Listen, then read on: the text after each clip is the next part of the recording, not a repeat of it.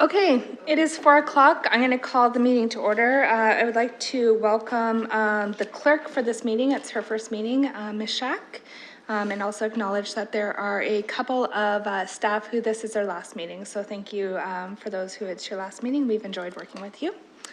I'm going to look for any disclosures of pecuniary interest.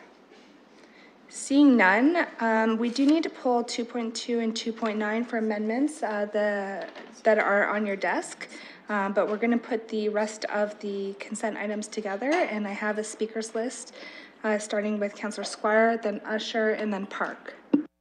Thank you, Madam Chair. This is on item 2.6. I guess my question is, there was a brief mention, there was much discussion about 100 Stanley Street and the relocation of that residential premises as part of this project. It was mentioned in the report, but it wasn't clear to me, through you, Madam Chair, has a final decision been made as to moving that home or not moving that home, particularly in light of comments I've heard from the homeowner saying that is not something that she is interested in? Because I think that's going to be important going ahead to at least finalize that or find out where we are in that, since it was such an important and contentious issue. I'll look to Mr. McCrae to speak to that. Through the chair, the environmental study report for the Wardcliffe Road South project identifies the mitigation recommendation for the cultural heritage issue at 100 Stanley Street to be relocating the house across from the east side of Wardcliffe Road to the west side of Wardcliffe Road. Given that it is a inhabited dwelling, the logistics of that need to be worked out with the homeowner. If the homeowner chooses not to cooperate, then the city would look for ways to advance that, given that it is an essential and necessary part of the project. So different realty mechanisms would be utilized depending on how the interactions with the homeowner proceed. Councillor Squire? Okay, so I'm just going to try this again. Has there been a specific discussion about the homeowner? Because certainly this homeowner in a number of different forms has made it clear that she does not want her house to be moved. At least that's what I've heard over and over and over again. Given that there's a huge cost involved in that, I would have thought at some point in time we would want to reach a conclusion as to what the preferred option is. All I want to know right now is, has that conclusion been reached or not? Because it seems to me it's pretty important, and it's also an issue of high public interest, what's going to happen with that particular house. Ms. Scher? Thank you, Madam Chair. We have not reached conclusion with the homeowner at this point, and I wouldn't want to prejudice the ongoing realty discussions, which are private. That said, the approval from Latch at this point, or the comments from Latch and the EA report that came to council, did still identify that that home should be moved as a matter of heritage conservation. If there were a desire to do something differently once the discussions with the homeowner are concluded, or we pursue another process, then that would require us to go back to Latch as well as back to council. That satisfies your questions, Councillor? Thank you. Councillor Usher. Thank you, Madam Chair. I'm just going to address 2.5 first, which is Bradley Avenue, I believe, and it's the extension. It's something that I've been waiting for 20 years, and I'm glad to see that it's finally about to happen. We have everything to the east of that done as far as Bradley is concerned, and we're now doing to the west, so this is that piece in between from White Oaks Road to Wardcliffe Avenue. And really we're extending it out to White Oaks because it's not wide enough to Jalna, because it's not wide enough from White Oaks to Jalna. So I'm really, really happy to see that we're getting this done. People won't have to go all the way up to Southdale or go down to Exeter Road. They'll be able to go across. Some years ago, we had some discussion with the owners of the property that this intersect on Wardcliffe Avenue. I can't remember his name. I haven't dealt with him for about 6 to 8 years now, but I don't even know if he's the same owner, if he's there or his children have taken it over or what. But he was vehemently against taking his property and going through that area. So do we know anything about, do any of you know anything about this that you could just bring me up to date with it? Thank you, Councillor Usher. Mr. McRae, you have some responses? Certainly, it sounds like the councillor has a very good understanding of the project, and it'll provide a lot of benefits. It'll take the pressure off of Southdale Road. There is some property acquisition required for the piece of Bradley between Warrencliffe Road and White Oaks. And the reason we're starting this assignment early, 3-4 years and before the construction, is so that the consultant assignment can support the property acquisition. So there are more than one property owners that need to be dealt with, and the individual that has the property fronting Warrencliffe Road has property that needs to be acquired for the project. So we'll be starting discussions with that property owner in the near term. Thank you. Councillor Usher? Yeah, that's fine. I just wanted to be sure that we remember that that might be a difficult connection there, because he didn't want his, what will happen with this is that his, if I understand it right, at that time, his frontage will then now be on White Oaks Road, especially with the way we have it here. But, you know, I think that there's a building that will be involved also. When I look on this drawing, there's a building right at the corner. But I'm sure that you're going to take care of that. I just wanted to make sure that we have that in mind. My other comment is to do with Warrencliffe Road. And again, this is something that I've been waiting for a long time. I'm glad to see that it's finally taking place. I've seen too many accidents happen under that railway tracks. And just because it's so narrow, it's a bottleneck there. And I'm glad to see that we're doing something about the bridge. I wasn't sure whether we would replace the bridge or whether we would just rehabilitate it. And it seems to me from reading this material, by rehabilitating it, we can still get another 35 years out of it. So I'm really happy to see that. I just hope, though, that we'll be able to come to some really decent decision with respect to the railway and the moving of the railway. I won't even mention the house. I'll leave that to everybody else. But I know that we have to divert the tracks in order to be able to widen that pocket. So, but I'm glad we are moving on with it. I'm glad that we have plans and how we're going to approach it. God bless you all in dealing with that part of it. Thank you very much. Thank you, Councillor. Councillor Park. Oh, sorry, you had one more. Please do it now, unless it's 2.2 or 2.9.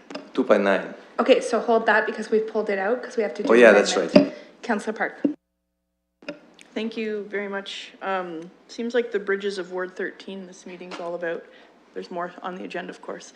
I think that the Victoria Bridge has served Londoners obviously for how long now, since 1875, so it certainly doesn't owe us a dime, doesn't owe us a moment more.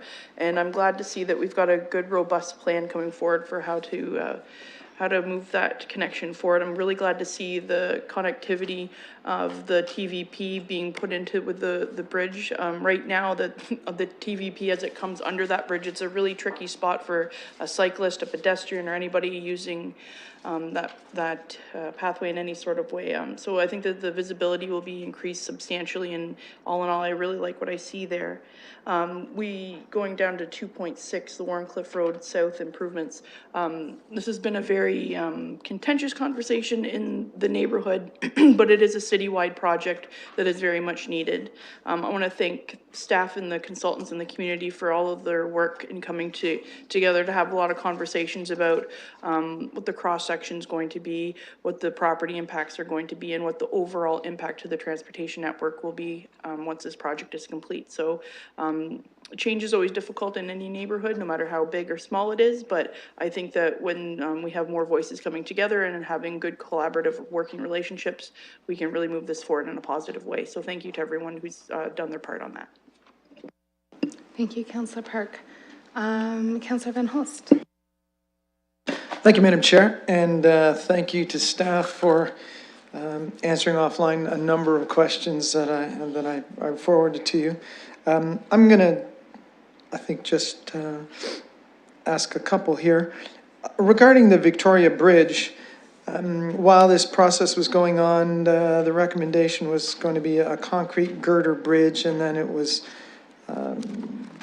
suggested that it might look better if we added some other details and an arch was. Councillor Van Holst is, I believe, speaking about 2.1 first. He did send a number of questions to staff, and I understand got some answers. So are these building on those questions, or?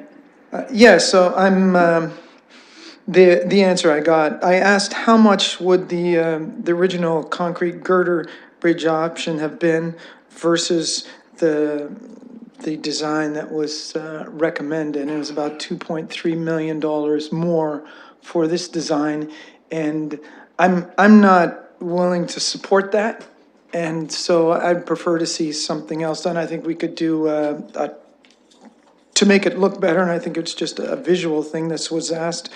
I think we could do a different treatment or work in some public art in along with this bridge that would be less expensive. I just see need for that $2.3 million in other places in the city.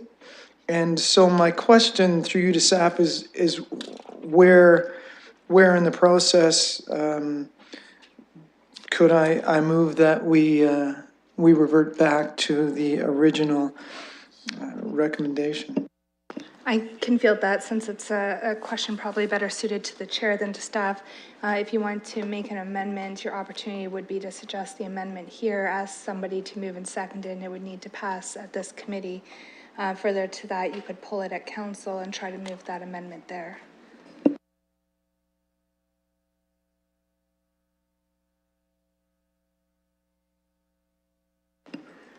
Perhaps you want to make a convincing argument to your colleagues who sit on the committee about why they may want to make that change.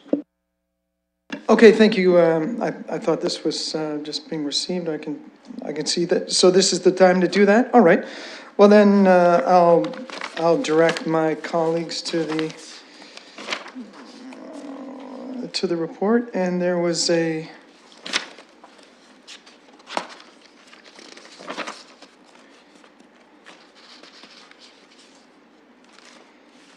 Page 17, it's talking about the four-bridge design.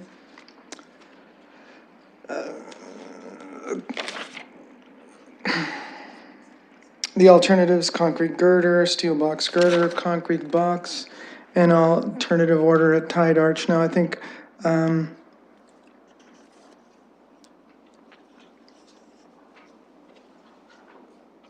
so this, the alternative 5, evaluation of the alternatives resulted in alternative 5, the through arch being selected as preferred design, whereas initially it was a concrete girder, so a little more flat bridge. So I think that if you're looking at on page 17, the option 1 versus on page 18, the alternative 5.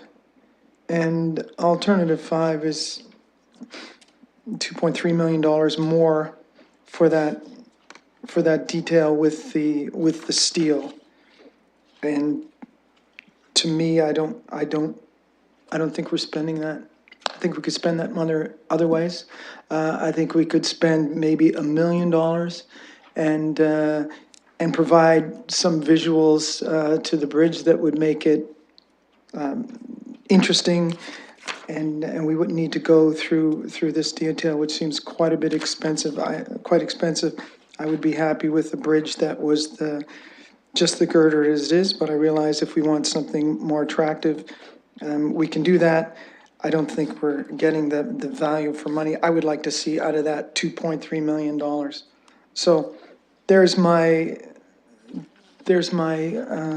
recommendation to our committee then, is that perhaps we want to look back at that, because that's how much we've added.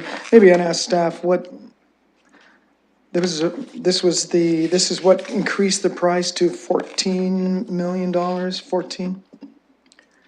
So it would have been $11.8 million, I think, without that detail. So it's a substantial amount. That's maybe increasing the price of the bridge by 20%. Thank you. And I have Councillor Park, which, Ms. Scher, did you want to? Madam Chair, if the committee would like, we can provide a bit of information about why this was selected. Otherwise, we're pleased to let debate continue. I'm going to go to Councillor Park first. I don't believe that there's wide support to support Councillor Van Holst's motion, but I think Councillor Park wants to speak to it first. Yeah, thank you. We have to recognize that this is coming to the end of the EA process. There's been community feedback and buy-in to the project and coming up with the recommendation. It's not only like the Ward 13, but it's also a connection to Ward 11. So I know that there's been participation from the Old South neighborhood as well. Recognizing that we're not making a budgetary decision today, we're referring this to a future budget process where a future council will be in place. I'm completely comfortable with putting that decision in their hands at this time, but for now we have to move on with the work, get the EA posted for the next 30 days and keep moving on. So I will not be moving anything of that nature. Councillor Squire? Yeah, I just want to be clear here. There's a big price difference here being talked about. Maybe I'm just missing it. How do we calculate that price difference of about $3 million? Am I missing it, or is it something the councillor calculated, or is it something I'm just missing? I'll look to staff. I don't believe it's in the report. The councillor did ask staff to provide a cost difference between the two options, and they did provide him with a $2.3 million figure. And I'll let staff explain how they came up with that figure. Yeah, thank you. Through the chair. As the report identifies, at the second public meeting, a concrete girder bridge design was proposed. And the feedback received at the public meeting was overwhelmingly calling out for a improved or a more enhanced design in recognition of the prominence of this connection between Old South and downtown. Recognition, from a cultural heritage perspective, that the crossing has been in place since the 1850s, so 170 years worth of connectivity. So the project team went away and considered the feedback received from the public meeting and also the inputs from the cultural heritage environmental assessment that was done as part of the environmental assessment, and developed what is proposed in the report. It's a through arch design. So it is sympathetic. The design is sympathetic to the bridge that is currently in place, and it recognizes the prominence of this crossing in London. So the councillor is correct in that it's the increased investment in the project is $2.3 million to support the recommendation for a through arch structure. Councillor Squire? Yes. Please. I think Councillor Van Holst has made a very good point. I understand the reason for wanting the enhanced design. I completely understand that. However, that's a lot of money to have an enhanced design. So I note that it isn't something that's going to be decided today in terms of the budget, that it's going to go forward, but and who knows what the next council will think about this. But I think it's really an excellent point. And I think as we move forward and we're budgeting, that may very well be something where the money may be better spent elsewhere. So it's just saying, basically the motion says that the replacement be considered in future multi-year capital budget development. So I guess I'm just saying that I may not approve it when it comes in for capital at that particular price. Thank you. Are we still on this one, or are you moving on to? Okay, I'm going to give you one more kick at it, but then I'm going to move on to the next. Thank you. And in terms of kicking at it, I just mean there's, when you put your imagination to what could be done with $2.3 million, there's a lot, right? We could have along that bridge little pedestals coming up with engraved pictures of all the historic bridges that we have in London, with some plaques that might do justice to that as well. We're looking for something to make this better And I think we've picked an expensive thing. I'm not saying it's unattractive or any of those things. I think that it'd be something we should look for some other options as well. And I think we would find things that were adequate and less expensive as well. So this will go off to whatever process it is, but I guess I'll just not support it. Thank you. Thank you. Are there any other comments on the consent items? Councillor Van Holst? Thank you. And, oh, you know what? We pulled 2.2 separately? Okay. Thank you. Those are my comments then. Okay, we will put 2.1 to 2.10 on, accepting 2.2 and 2.9. Moved by Park, seconded by Usher.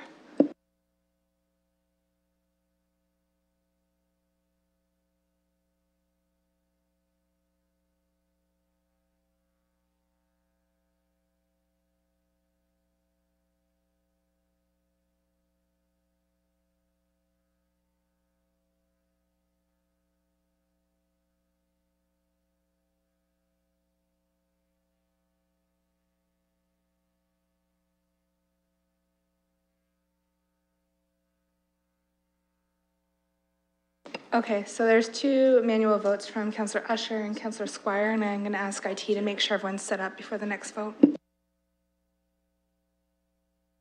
Closing the vote, motion passed 4-0. Okay, 2.2, I'm going to go to Mr. McGuire first to walk us quickly through the changes in the bylaws presented, and then we'll look for any comments from council. Yes, the Chair, the appendix at the back for Wonderland Road down at Glanworth, part of the amendments was to convert the two-way stop condition from stopping on Wonderland to ultimately stopping on Glanworth. As part of that, there's an interim always stop condition in order to get traffic used to having to stop. When this report was initially written, it was anticipated that the Wonderland Road work and the road would be open sometime after July 30th. The good news is construction has progressed much faster and they will be ready to open, we're told, on July 6th.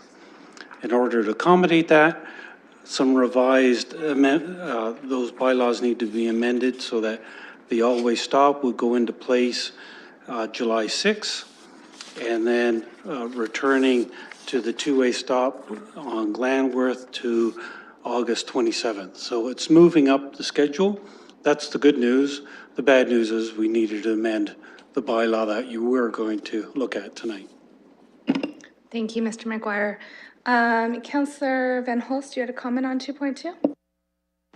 Yes, thank you, Madam Chair. I think it was just great that we're working with the music office here to make it easier for that industry to do their work throughout the city. That was wonderful. They came forward and were able to work with our transportation department to do that. So I was impressed seeing that point. And I guess my only other comment was we see the air show bylaw. We've seen that more than once, and maybe perhaps in the future there'll be something more regular, because I hope that becomes a very regular event in London. Thank you, Councillor. Any other comments on 2.2? You have the amendment in front of you. Can I get a mover? Councillor Van Holst was talking, I believe, about the bylaw amendments that are needed to support the air show, and that he would like the air show to continue. Councillor, did you want to clarify your comment on music? Perhaps we could have staff make a comment on that, working with the music office. Otherwise, I'll have to flip through this and find out where it is. Mr. McGuire, are you aware of the music office connection to your report? Through the chair, yes, on page 36, there's a section that speaks about loading zones. And for the most part, they're existing loading zones, and just making some amendments that instead of the loading zone ending at 6 p.m., the loading zone extends to a 24-hour. And that these locations are all near facility with entertainment facilities. So it's to help those musicians so that there's, instead of those loading zones being taken up with parked vehicles, the musicians can now use those during the evening to offload their equipment and then again load it up after the event is over.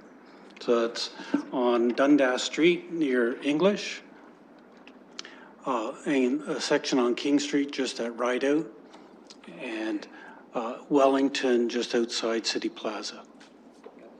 Thank you, Mr. McGuire. That makes good sense. Councillor Usher, did you have a comment? Are you prepared to move 2.2 with the amendment? No. Councillor Squire, are you prepared to move 2.2? Oh, Councillor Usher will move it. Thank you. Can I get a seconder? Councillor Park, we'll put that up for a vote.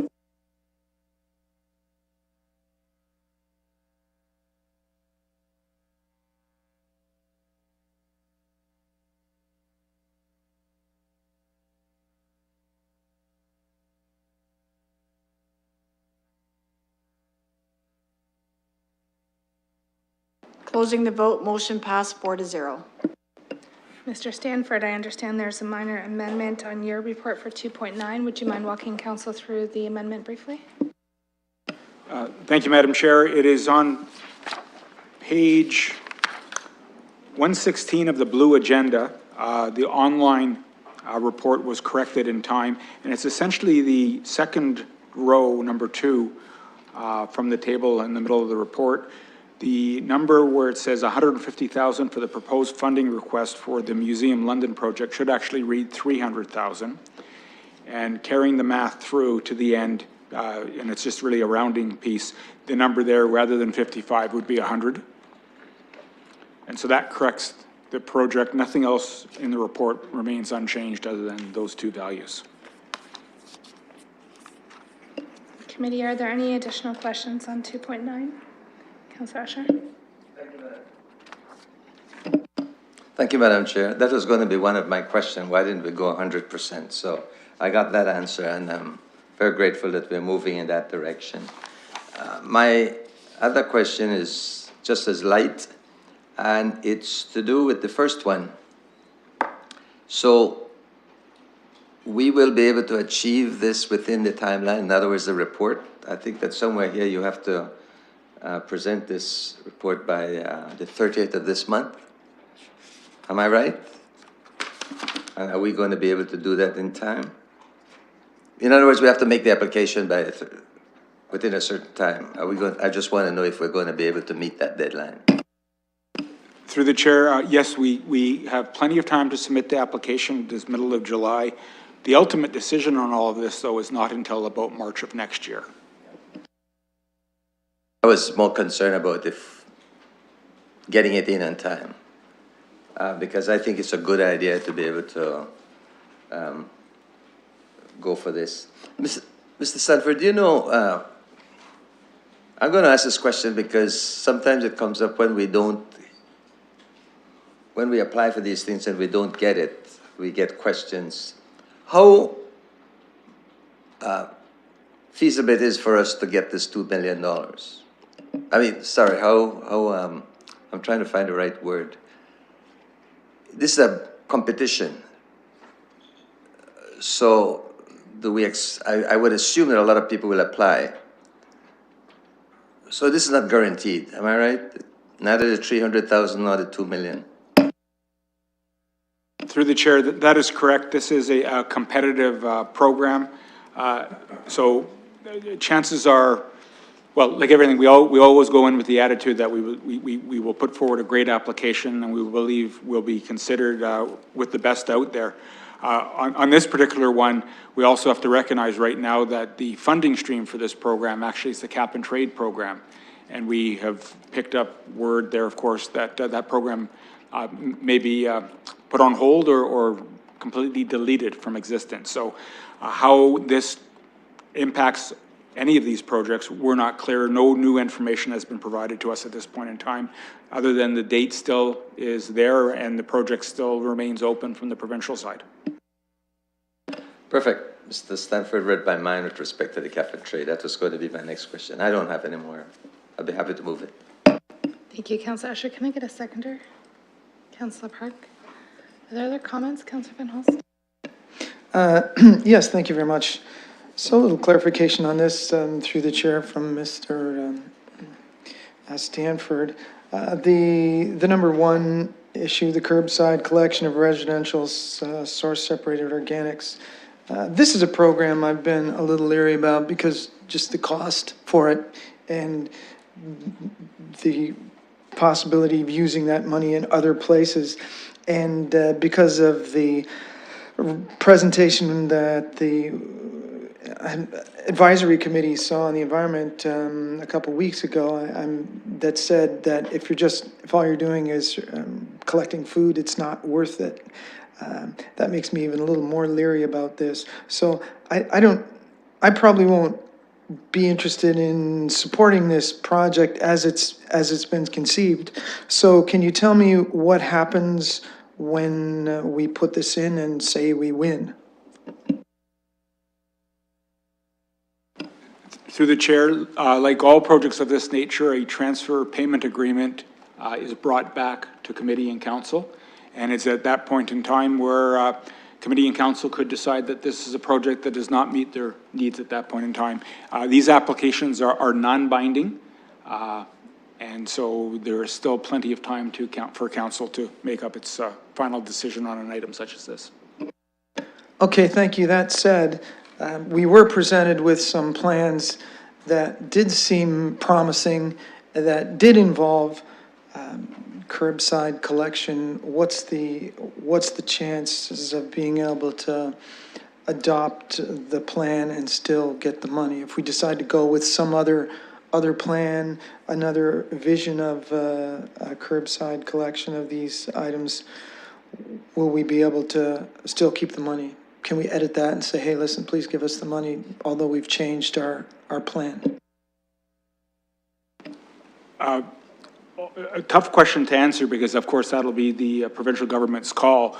We try to write all our applications where there's a little bit of flexibility built in because things do change over a 6-month period. As long as, my belief would be as long as any change still focuses on organics as the priority, because that is really what we're focusing on here from a greenhouse gas reduction perspective. I do believe that there would be some leeway provided by the province. That is the purpose of the final negotiation before a signed deal occurs. So there would be some movement. Any major change, though, I would hesitate that would be considered a new project and we'd be declined. Thank you. Are there any other comments on this item? Okay, I'll just say from the chair, I'm glad that we're putting in these proposals. I wish us luck, and I know that Mr. Stanford already touched on some potential changes in priorities at the provincial government level, so I'll be interested to see how this goes and what ends up getting funded across the province. I have a mover and a seconder, so we'll put that up for the vote.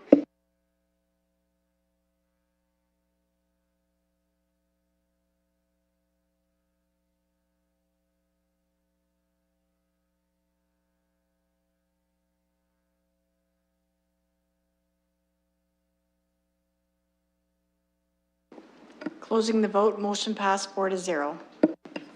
Thank you. Colleagues, on page 121, Councillor Hubert has submitted a letter co-signed by Mayor Matt Brown. I know that Councillor Hubert wanted to be here today, but wasn't able to make it. So he's looking for some information to come back in regards to a declaration from the City of Edmonton. I hope that committee can support it. He's just looking for some information to come back based on a presentation that he was a part of. Councillor Squire? I won't oppose it because it's just to come back, but this is a very political document, and it's basically saying, and I guess I'm cynical enough to say this, you know, it's people saying, you know, we're going to have this declaration and say we're going to do all this great work and we're going to be great people and we're going to really solve this problem. And I'm not sure what comes out of that at the end of the day. I have a great faith in our staff and the work they're doing. And since I've been a councillor and sitting here, I've heard from them numerous times about their understanding and their appreciation of the effects of greenhouse gas and their efforts to minimize that. So What we're doing here is basically saying to staff, well, we're going to send this over to you, and you come back and tell us all the implications of this very general document that has really broad language in it. So I understand it's a feel-good document. I get that, and I'm not going to stand in the way of that parade today, but I'm really interested in actual work, not declaration. So that's all I'm going to say. Thank you. And Councillor Usher, were you indicating that you would move this? Yes, Madam Chair, I'll move it. But, you know, I think that Councillor Squire make a very good point. I hate to create work. I don't want to say unnecessarily, but additional work that is 50 years and 100 years out. So may I just, through you, ask staff if they saw this at all and whether this is something that they can generalize in a quick way to say, yeah, go ahead, this is something that we are working on out in the clouds somewhere. Can I, through you, may I ask? They may have an answer for this. I think Ms. Scher does, so I'll go to her. Oh, Thank you, Madam Chair. We were provided with a copy of the Edmonton Declaration in advance. We haven't spent a lot of time reviewing it. Certainly, we can undertake the motion that's before us, and we can look at where our programs align and where there may be gaps. That information could be helpful for us as we start planning future workloads as well. But we do want to make sure we're reporting back in a way that it not only demonstrates where we're already aligned, but where there would be gaps and what the implications of those gaps could be for us in terms of finances and resources. In terms of a report back date, there's a lot of uncertainty around our environmental portfolio and what changes may come with the province right now. So I would ask that you give us some time to work on this so that we can understand what a new provincial government's mandate may be, where there are programs that might be new or expiring as a result of that, and that we would bring you back something towards the end of the year or early next. Madam Chair, I'm just wondering if the word investigate is the appropriate word here, just review. I don't know, you know, all I'm saying is that I don't want staff to go out there and spend a million years to do something like this. I just want them to review this over a couple of hours and say, yeah, you know, we've got zero waste, we've got this, we've got national zero waste, and a multitude of other things. And yes, this fall into some of the things that we are doing, because this is one of those things we're damned if we do and we're damned if we don't. We need to show that we are on side with climate change. At the same time, I see this as way, way, way high up above anything that we're doing right now. But what we're doing, it just seemed to me it can contribute to it. So I want to ask Ms. Chair if the word investigate puts her in a bind more than another word like just review, or you're satisfied you could live with investigate. Ms. Scher? Madam Chair, certainly our intent is to provide that sort of review level of analysis about where our programs currently align and where there may be gaps in terms of the intent of this particular document. I don't think it makes too much difference to us. Well, our intent of moving forward, should committee want to proceed, would be the same. And ultimately, it'll be up to council to decide if this is something they wish to sign on to relative to knowing the work we're already doing, that much of which does align with this particular effort. Councillor Park? Thank you. I'm happy to support this. I think that anytime mid-sized cities and towns across the country can get together and say that these are the things that we agree to address climate change, it holds each community accountable to the other. So I'm happy to support this going forward. Getting more information is always a good thing, and then we really know what we're dealing with. Yeah, so if it hasn't been moved already, I'm happy to do so. Thank you. Councillor Usher indicated he would move it, so I'll take you as the seconder. Councillor Van Hulst, did you have a comment on this? Oh, yes, I have some comments on this. I wish this were something that the mid-city mayors or our size communities were working together on, but really this is an international document. And when you look through it, it talks about federal and municipal and sub-federal governments. So we'd call those provinces in Ontario. So this is coming from someplace that's far, far beyond us. And I like what we're doing. I don't know that I want to sign on to these things because, you know, I think that our Liberal government no longer exists in the province, partly because of kind of a groupthink around the environment, which prompted them to take some actions that were not fiscally sustainable. And that's hurt the province in a number of ways. And I fear that we'll be just signing on to more kinds of things like that when it's really not necessary. I think our commitment to be one of the greenest cities is sufficient, and we don't need to take on more stuff like this and have or even have our staff look at it. I understand that having gone to this event, they would have asked, hey, will you take this back to your councils to look at? What I'm really grateful to the deputy mayor and the mayor for is to say, have our staff look at this, so we'll at least have an opportunity to spot those things, rather than say, please support this, because that would have been difficult and might have had us caught up in some unfortunate, as it says here, potential implications. Those are my comments on this. Thank you. So I just want to confirm, Councillor Usher, I thought you said you would move it earlier. Yes, and then Councillor Park said she could second it. The deputy mayor has received a document that he's asked our staff to take a look at to see if it's appropriate for London to sign on. I think that's a fair request. I think if the deputy mayor had brought this document to committee and said, let's sign on, that would be an unfair request. So I think he's gone about this in the correct way, provided the information to staff, and can get the information back. So with that being said, I'm going to put this to a vote.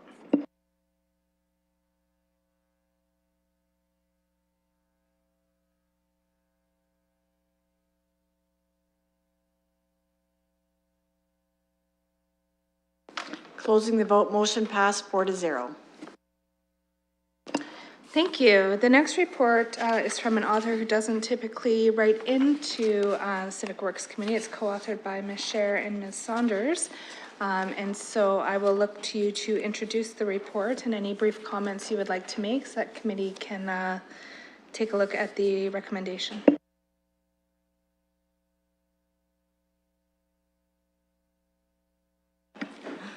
Either one of you can kick it off. Pleased to see Ms. Saunders speak at committee versus hearing me speak at committee. Well, thank you very much. This, through the chair, this is a report in response to council resolution where the Transportation Advisory Committee asked for a review to be undertaken about any overlap with respect to the mandate of the Cycling Advisory Committee and the Transportation Advisory Committee.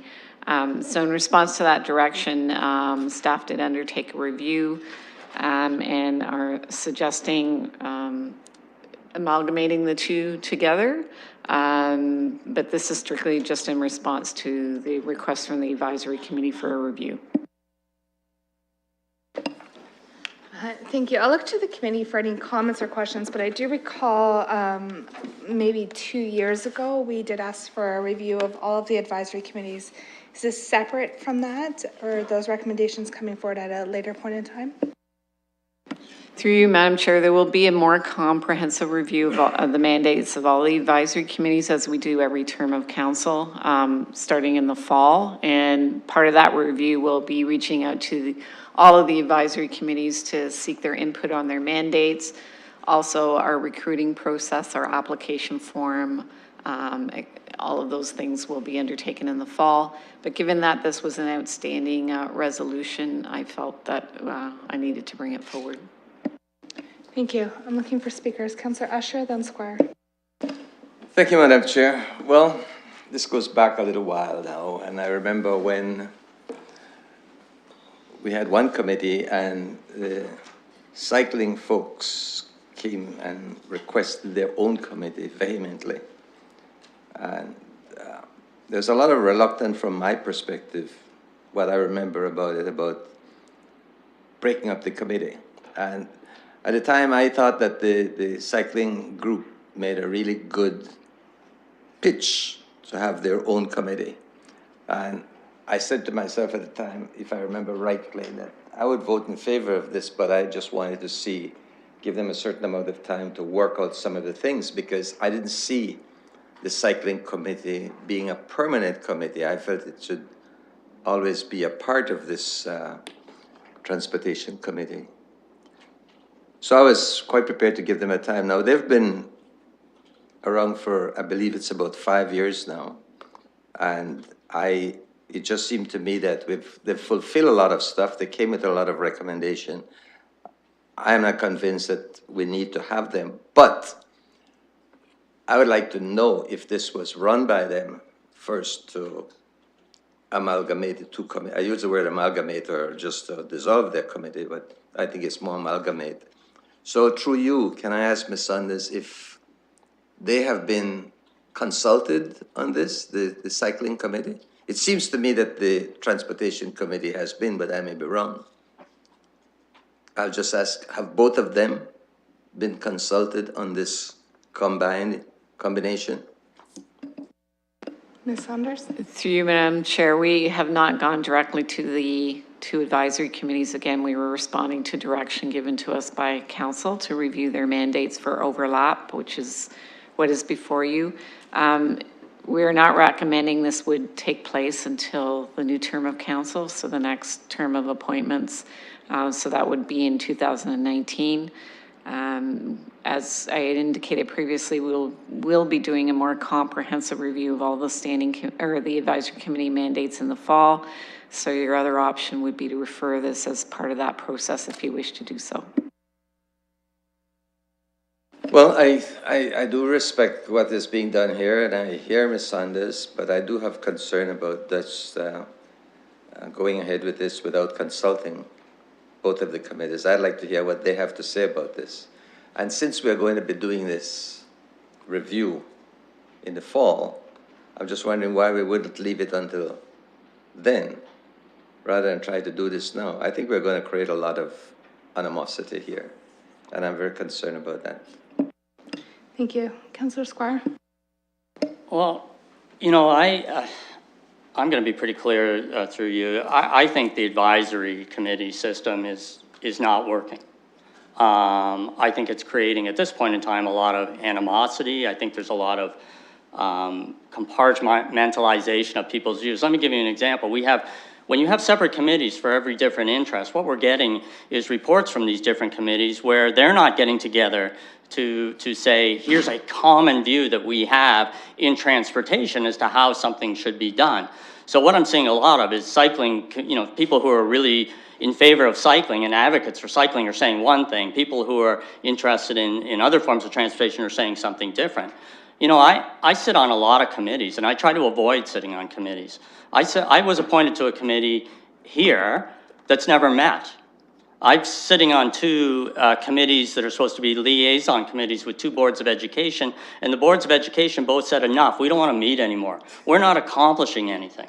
So this idea that amalgamating committees and having fewer committees, having more diverse interests on the committees, I think is only going to increase the influence of those committees.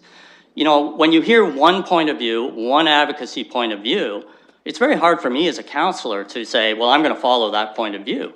If a committee like this came to me and said, look, we've got the people involved in cycling and all these other forms of transportation on board for something, I'm going to give that a lot more weight than other interests. So, you know, I don't mind referring it to the next committee cycle. I was hoping I could go home and have a beer tonight and celebrate us reducing committees at City Hall by one.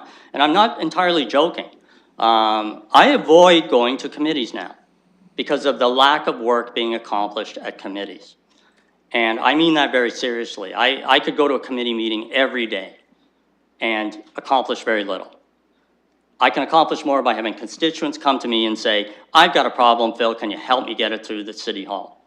I accomplish way more doing that. So I'm really passionate about us looking at our committee system. I'll go whatever way we want. If you want to pass this today, I'm on board and I'll take the heat. People want to phone me and yell at me, okay. Or if you want to put it off to the fall, that's fine too. But I want to reiterate it. I don't think the committee system at City Hall is working. Thank you. Councillor Helmer? Councillor Usher covered what I want to say. Counselor, sorry? There's two more people on the list. Do you want to go back on the list? No, I'll wait that. Okay, Counselor Park? Thank you. Having recognized that we haven't had input from the current members of the advisory committees on this potential change here and recognizing that the potential changes might not happen until the fall. Just looking at the new terms of reference in Appendix A on page 129, looking at the voting members, I see that there's a significant gap in what's proposed. There's no public transit users in this group, and I think that that's a pretty significant group in terms of transportation. We got the advisory committee over at the LTC, but unfortunately that information doesn't translate over here to us at committee. So I'm not going to be supporting this change today. I think that I'm not quite ready to go there because what I'm seeing here just doesn't have the right people around the table at this point. I think that when the points that Councillor Usher made about the incarnation of the Cycling Advisory Committee, it was to elevate that conversation in a way that hadn't been done here at the city for a good long time. And I think that that would really upset the apple cart in terms of engagement around our transportation work that we're doing in the future. So I'm not going to be supporting this today, but I think that there is change that is needed, but I just don't see the right fit here today. Thank you. Counselor Van Holst? Thank you. I really wanted to call up Councillor Squire and yell at him. That maybe callback is a little too long ago. I agree though, however, and I recall when this happened, it was during a time when we were looking at the work plan for the Transportation Advisory Committee, and this was brought up as a solution to a number of problems. And although I think that the Cycling Advisory Committee has done some great work in advancing the issues of cycling, we're almost to a point where we want to bring those in together with everything. We've got our transportation master plan now well underway, and we really need to look at all those things at the same time. And this seems like a great opportunity to do that. So I think I would be in favor of moving in this direction for that reason. It's probably going to be a little faster as well for us to make changes with this, because we won't, as Councillor Squire said, have two committees coming to us with different ideas, and then we have to deal with another iteration and another cycle of looking at which way should we go. If we have one committee, then they'll be able to come up with a recommendation once that will be able to pass through. So I think this is probably time for this move, and those are my comments. Are there any further comments from committee? Councillor Usher, there were. Thank you. I just want to bring up something also, because this came up when we split this committee out, that the way it is now, it takes up an additional clerk. And it may not sound like a lot, and maybe Kathy could speak to that a lot more than I, but every time I see a clerk out here on another committee, that's an enormous amount of work, because they've got to come here, they got to prepare for this, they got to go back and write the minutes, and it takes, so I think that should also be taken into consideration. But my bottom line right now at this point in time, I would like to see this take place, but I'm not prepared to vote on it this way today, because I'd much prefer to leave it until when we are doing the entire committees. But I don't want to, if I vote against it, I don't want to say I'm rejecting it permanently. Because if I was on council next year and this comes back, I would definitely vote on amalgamating it. But I'm just not ready to do that yet. Thank you. So I have a suggestion to the committee, and that is that we refer this into the overall review of committees that's being undertaken by the clerk for a report back in the fall. I don't know if someone's willing to move that or not. I would also like to make some comments. Was that a move or a comment? Okay. And I'm going to make some comments from the chair if the committee is okay with that.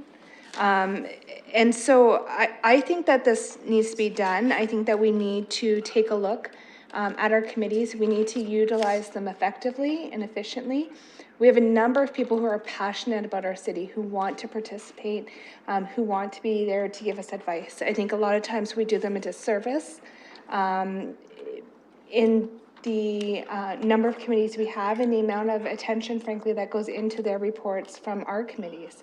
I think that if we could have less committees with a broader focus in really looking at matters that council will be looking at, then we have more ability to add that weight, as Councillor Squire said, to the advice that they're giving. So I believe that I was one of the people who actually moved the review of all of our committees a number of years ago, because I felt passionately that we have these people in our community who wish to give to our city. They volunteer 10, 20, and 40 hours a month to our city. And so I think that we need to make sure that we are utilizing them in the most effective way possible. And that's why I would be supportive of something like this, but I would be happy to review it refer it to the overall process, which is going to include consultation with the committees for a report back to council for recommendation for the next term. I'll go to Councillor Squire for your comments as well. As I said earlier, through you, Madam Chair, I have no problem with referring it to that process, but ultimately, again, sending it back for people's comments, if people's comments are, no, I want my own committee, like I have this proprietary need to have my own committee, that's not a good enough reason for me. And I would remind those committees that they're not getting a lot of weight at council right now. Their reports are coming to council, and there's so many, as the chair said, that we're getting them and going, oh, here's another report. And they're not getting the time and attention that they really do deserve. So in this case, I think less would be more. And I think overall, less committees doing more focused work is going to be a lot better than having these numerous committees. The last aspect is, and Councillor Usher touched on this, is just the amount of work that staff has to do. When I look at these reports and it says, we asked staff to go investigate this and look at this and report back. People have no idea, how much work is involved in some of those asks. And you're taking staff and sending them off to look at something that takes away time. There's a limited amount of time and resources. So I just know from my experience at City Hall that I've sat on a lot of committees that just are totally circular. They're talk fests where we talk and then we adjourn. We talk and then we adjourn. And I'd really like to see the end of that. So I'm happy to refer it. But I love this report, and I'm still going to celebrate it tonight. Okay, so do I have a motion to refer? I believe the motion, is it up on screen for members to review? A mover for the referral in Councillor Squire, a seconder in Councillor Usher. And then that should be up on screen in a moment for us to review the new wording before we vote.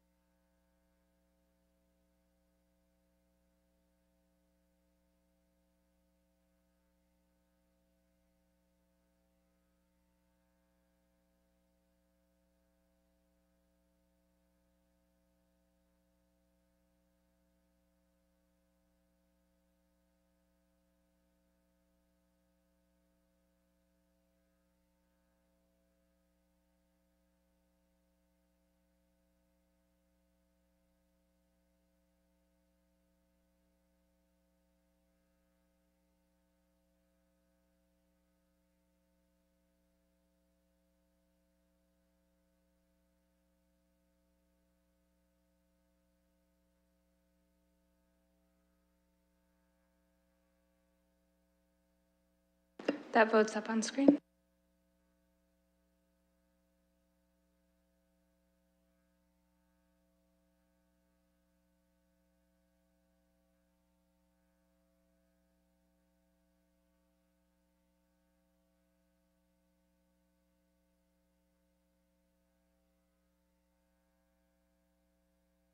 Closing the vote, motion passed 4-0. Okay, the last item on our agenda is the deferred matters list. Can I have a mover and a seconder to receive the list? Deferred matters list. You'd like to go over the list? Go ahead. You may, Counselor. Was there anything in specific you wanted? Yeah, I want to just. If you want to use your mic.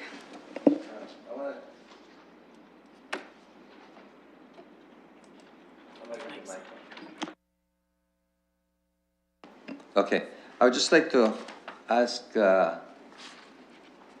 this report on page 137, item number 6, is that what we just did? And we're going to change that, right? Is that what it is? It says 6 report of Transportation Advisory Committee that the following action be taken with respect to Transportation Advisory Committee terms of reference be referred to the Civic Administration to review and report back. Is that the same one that we just did? Thank you, Counselor. Yes, that is the same one we just did. After Council confirms the decisions today, then it would be taken off the list. The new item may be added to the list, probably to a different committee's list for the review. Okay, thank you. Ms. Saunders? Through you, Madam Chair, the advisory committee review is already on the governance working group deferred list. I knew I saw it regularly. Thank you, Madam Clerk. Can I have a mover for a different matters list? Park, seconded by Usher. Do you have another comment on the list, Councillor Van Holst? Yes, thank you. I'm interested in the number 1 item, potential savings in consulting costs, because that one is one that was put forward 3 years ago. And although we did hear a little bit about it a number of months ago, that it still seems to be in progress. And when I was the chair, I was asking probably on a monthly basis how it was going, and just watched it get pushed back. But I think there's information here that I really want to see. I think there's some exciting pieces of, as I said, information that we might get from this report. And so I'm wondering if we're still expecting this in the second quarter of 2018. Our next committee meeting is July 17th, which would be outside of the second quarter, so I would suggest no, but I'm sure Ms. Scher has an update. Thank you, Madam Chair. The report is drafted. I think it's probably a good time to temper some expectations about the degree of quantitative analysis you'll be receiving. Working with our finance and purchasing areas, it's very difficult to do an apples-to-apples comparison to ensure that we're saying what our internal costs would have been versus the external costs. I suspect that's why this has languished on deferred matters for 3.5 years. Our recommendation will be some best practices from other areas, as well as a referral to the service review, because the level of analysis that has to happen is more than we're staffed to be able to deliver all of internally. Additionally to that, as we started the analysis, engineering is only about 30 to 40% of the city's consulting costs.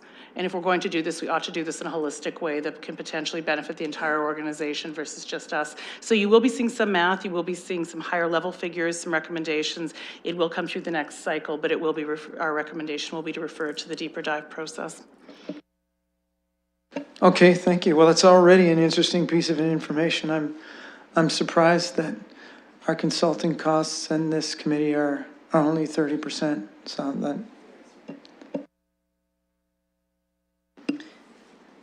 Okay, I have a mover and a seconder on deferred matters. Any other comments?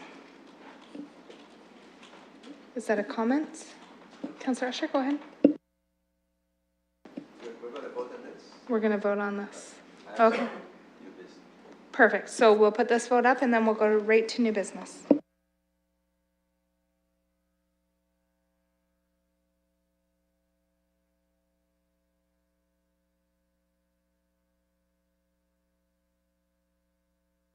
Closing the vote, motion passed 4-0. Councillor Usher, do you have some new business for us? Thank you, Madam Chair. I don't generally come up with new business, but because I prefer to ask these questions in private and get it settled. But my constituents are looking at this meeting and they're expecting me to ask these 2 questions.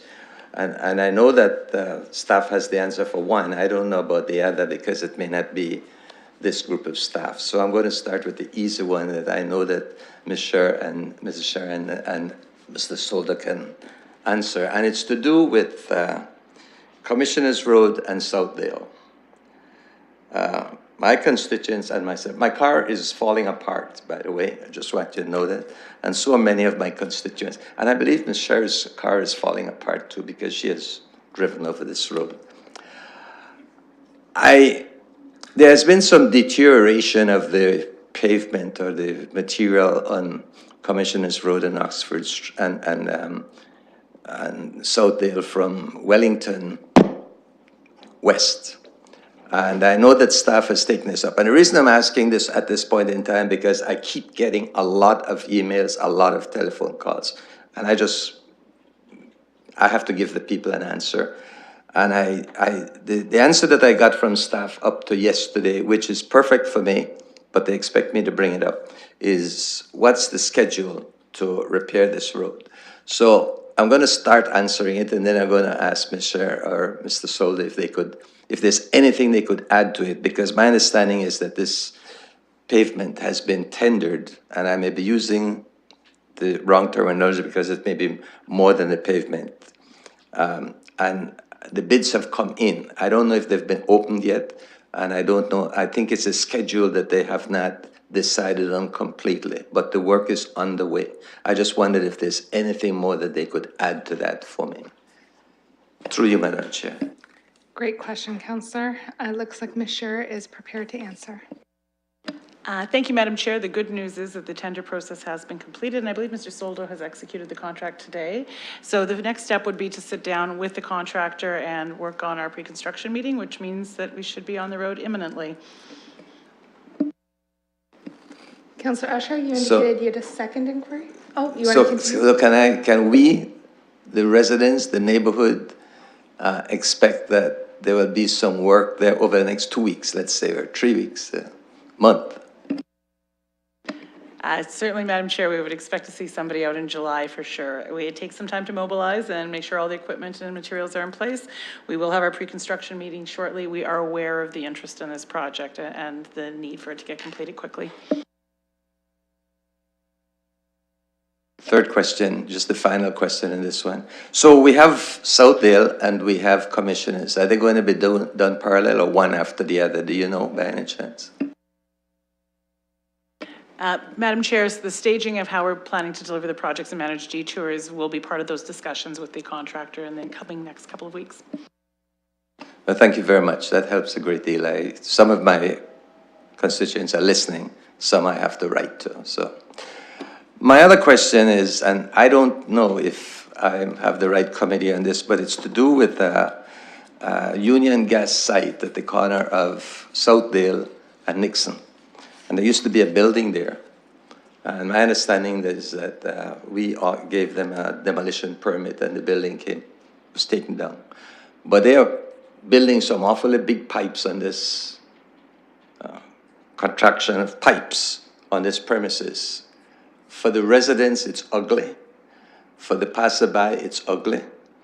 And they haven't got a clue what's going on. And nobody can give me an answer as to what it is. I'm told by staff that a demolition permit was given to them, but there was no other permit to build anything on the site. And when people are passing by, they've got this ugly fence right up to the sidewalk, and people are saying it's dangerous. And nobody can give me an answer as to what are they going to do? Are they going to leave this fence there? Can they not take the fence in a little bit? Why is it that the fence has to come so far out? What kind of construction is going there? Is it going to be hidden? Or are we going to see these great big sites at this corner lot, right at the corner of Nixon and Southdale? So I don't know if I could get an answer from the staff who are here, but I wanted to register that because I think it's very, very unfair to the neighborhood. Right in front of this premises are doors to townhouses. And the people come right out of the door and all they see is this great big pipes and all this construction going on. I took some pictures of it because I'm just getting tired of all the questions and I can't answer the questions to my constituents. So is there any staff here who can give me that answer or I need to take that to another committee? I don't know if there's staff here. Ms. Scher was indicating no. I believe she would probably suggest that you could contact Union Gas, but I'll let her speak to that. Certainly, Madam Chair, you could speak to Union Gas about the condition that the site is in. Additionally, our colleagues in Development and Compliance Services manage demolition permits, as well as any conditions that would be applied to the site post-demolition, including fencing, final cleanup. So PEC would be the committee, or Mr. Kotsovas would be your managing director to speak to on that matter. Thank you. Councillor Park. Thank you, Madam Chair. I promise not to take up too much time. I just wanted to share a story. So last night at the Planning and Environment Committee, we received a report from the Advisory Committee on the Environment. And in part of that report talked about some information that they had received from the City of Markham with regarding their waste diversion principles. And a few weeks ago, I had a stack of handwritten letters from a grade 2 class from the Montessori school here in Ward 13. And they're asking about having recycling receptacles put in the Piccadilly Park area.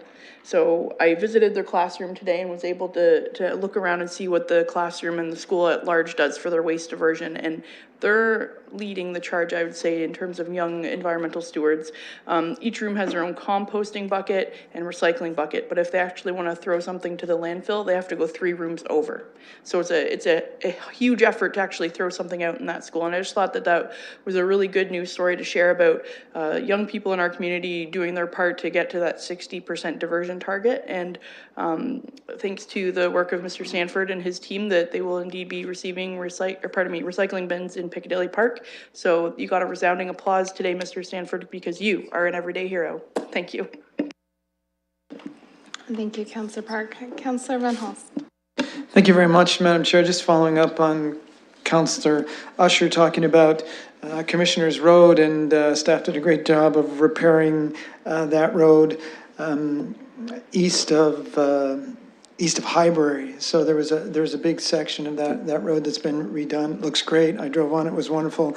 I'm glad it's redone because my wife travels that road and was complaining about it constantly. But it seemed to be a very curious form of deterioration. I wonder if there's any comment on what might have happened there, because that's something that residents had been asking about. Ms. Scher. Thank you, Madam Chair. So that road was repaved relatively recently, and we certainly didn't get the life cycle we anticipated.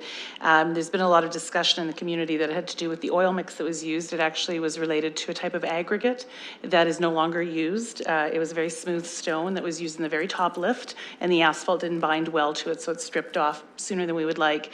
So we did remove the top layer of material that was causing the problem. The layers underneath were actually recycled older aggregate, which are performing very well, and we were able to reinstate that. It was used across the province. It was spec'd through the provincial government at one point. It no longer is, so we no longer use that particular product, and unfortunately it meant that we had to accelerate the repair and get it done. Do you have any additional business, Councillor Helmer? As it turns out, I do. I thought you may. Yeah. Go for it. And I just want to keep it brief. I think at the beginning of the meeting, you mentioned that this is the last CWC for some people. I'm not sure if you're trying to be vague, but I'm going to be specific. I understand that Mr. Solo is moving on to the city of Hamilton. And it has been, I looked it up earlier today to talk about Miss Rowe. It's been 1,296 days since I've been on council. And during that time, Mr. Solo has been the Director of Roads and Transportation.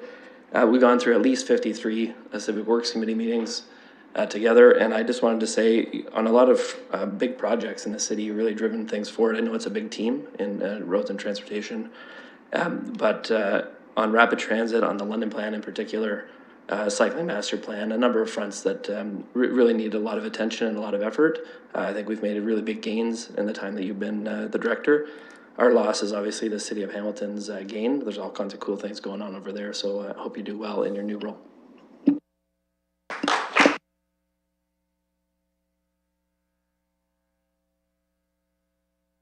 Thank you, Councillor. I abided by my terms of the agreement I made with staff and kept it vague, and thank you for going over my head on that one. I need a motion to adjourn if no one has... Oh, there's one more piece of additional business. Councillor Usher. Just a comment, Madam Chair. I just want to remind everyone that the day after tomorrow is National Indigenous Peoples Day. Thank you for that reminder. Motion to adjourn. Counselor Park, seconded by Counselor Usher. All those in favor? Any opposed? That carries. See everyone in July.